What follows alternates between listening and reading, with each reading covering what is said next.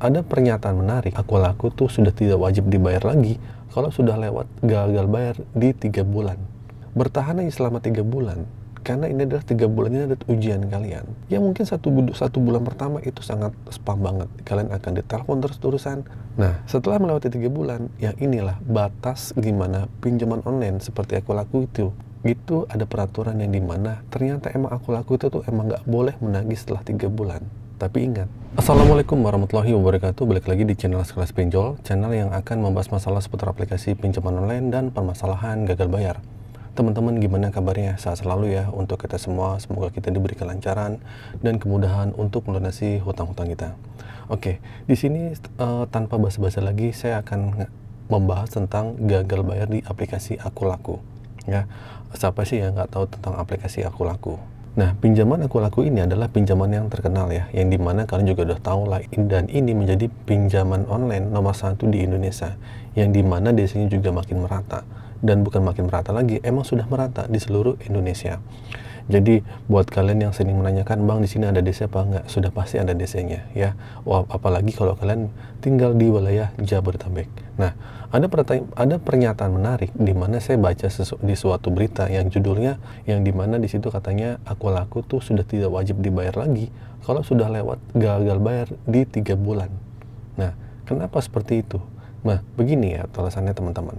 Saya akan membahas dulu nih tentang masalah pinjaman Aku Laku. Saya paham ya kenapa kalian harus ke pinjaman online. Ya mungkin beberapa alasan yang kalian juga akhirnya mentok. Akhirnya kalian ke pinjaman online. Yang nggak bisa dipungkiri ya, saat kita ke saudara nggak ada, ke temen nggak ada, akhirnya kalian ujung-ujungnya ke pinjaman online, yang akhirnya ini bisa mempercepat kalian untuk mendapatkan uang. Atau bisa jadi kalau kalian emang iseng-iseng aja pakai pinjaman online, seperti pakai payletternya, ingin punya barang tapi dengan cepat gitu, mau punya barang dulu nanti bayaran nanti, pada akhirnya kan kalian menggunakan payletternya, apalagi di Aku Laku itu. Nah, alasannya banyak ya orang kenapa harus ke pinjaman online. Nah, setelah kalian ke pinjaman Aku Laku, terbenturlah gimana kalian menghadapi permasalahan gagal bayar, entah itu di payletternya atau di dana cicilnya ya, di pinjaman uangnya. Ya kita mana tahu ya, kita gagal memprediksi, pada akhirnya kita berujung gagal bayar gitu kan. Nah, bahkan kalau misalnya sudah mau jatuh tempo aja, di 2 atau 4 hari aja, Aku Laku ini biasanya akan mengingatkan kalian. Nah, bayangin aja, belum jatuh tempo atau belum lewat jatuh tempo, 2 sampai 4 hari aja sebelum jatuh tempo, kalian tuh udah diingetin untuk membayar. Jadi emang Aku Laku ya seperti itu. Kalau permasalahan apakah ada datang apa enggak, saya sudah pastikan Aku Laku ini pasti ada. Beberapa orang yang nggak datengin DC Aku Laku, mungkin dia sedang beruntung aja, atau mungkin daerahnya itu di luar pelosok daerahnya, atau mungkin juga nggak jadi jangkauan dari DC-DC-nya, itu bisa jadi. Atau bisa jadi mungkin data kalian ke skip, ya lagi hoki aja.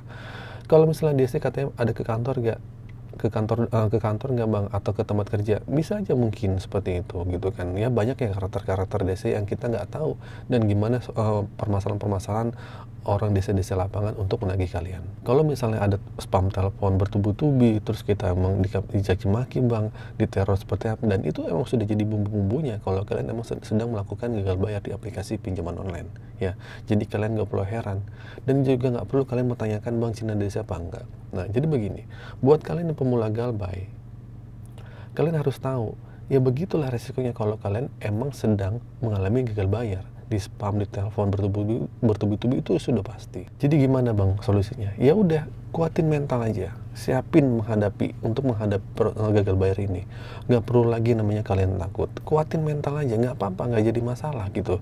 Kalian sering-sering aja gitu menambah wawasan kalian bagaimana gagal bayar itu seperti apa. Apakah gagal bayar itu akan dipenjara, apakah gagal bayar itu akan berurusan dengan polisi. Ya kalian sering-sering lah cari informasi yang dimana kalian akhirnya bisa kuat dan bisa tahu bagaimana permasalahan gagal bayar itu sepertinya itu biasa gitu, sepertinya biasa gitu. Nggak perlu kalian takutik, nggak perlu lagi kalian pikirannya bingung, gelisah dan galau kalau kalian emang sudah menguatkan mental kalian untuk menghadapi gagal bayar. Jadi begitu, pikiran yang tenang, hati yang tenang itu bisa membuat kalian kuat dan juga memperluas wawasan kalian tentang gagal bayar. Ya, itu juga kalian membuat mental kalian akan kuat. Terus gimana bang solusinya? Begini ya teman-teman ya, bertahan aja selama 3 bulan. Karena ini adalah 3 bulan ini adalah ujian kalian.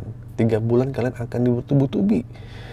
Ya mungkin satu bulan pertama itu sangat spam banget. Kalian akan ditelepon terus-terusan, kalian akan ditagih kontak daruratnya. Ya 1-2 bulan tuh udah biasa. Nah, setelah melewati 3 bulan, ya inilah batas gimana pinjaman online seperti Aku Laku itu.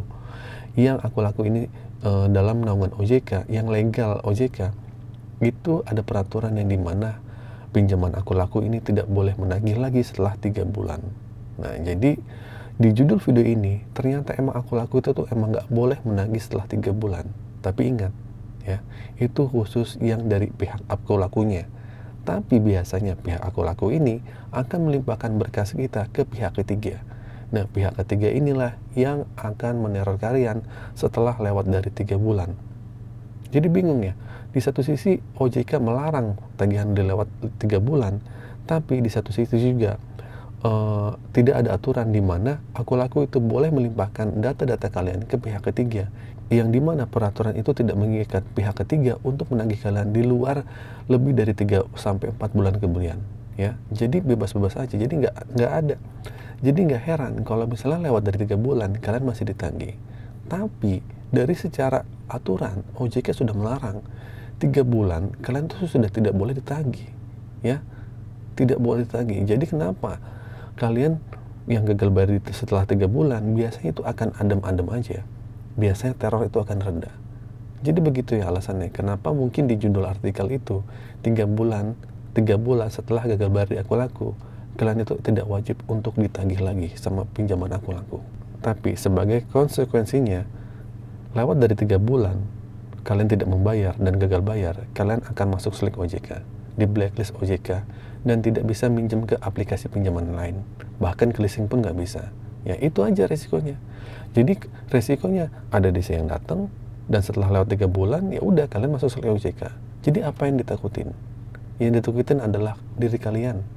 Kalian cuman malu sama diri kalian kalau kalian ada DC yang datang ke rumah. Itu aja kan. Saya paham ya, itu manusiawi. Ya, saya juga bisa merasakan posisi kalian di mana kalau misalnya hutang kita akhirnya ada yang tahu. Ya, kita dipermalukan di depan umum, ditagih-tagih, kita juga akan malu. Oke, jadi gitu teman-teman ya. Gagal bayar di Aku Laku ataupun di aplikasi lain itu biasa, santai aja, nggak perlu repot-repot untuk nyari bank di sini ada DC-nya apa enggak, di sini ada di sini ada bank di sini ada DC apa enggak, bank di situ ada DC apa enggak. Jadi ingat ya, setelah 3 bulan aplikasi seperti Aku Laku bahkan yang legal OJK yang lainnya emang tidak wajib untuk menagih. Dan ini alasannya kenapa video ini dibuat, untuk membuat kalian makin kuat mentalnya. Oke, itu saja teman-teman video kali ini. Semoga video ini menguatkan mental kalian. Akhir kata, assalamualaikum warahmatullahi wabarakatuh.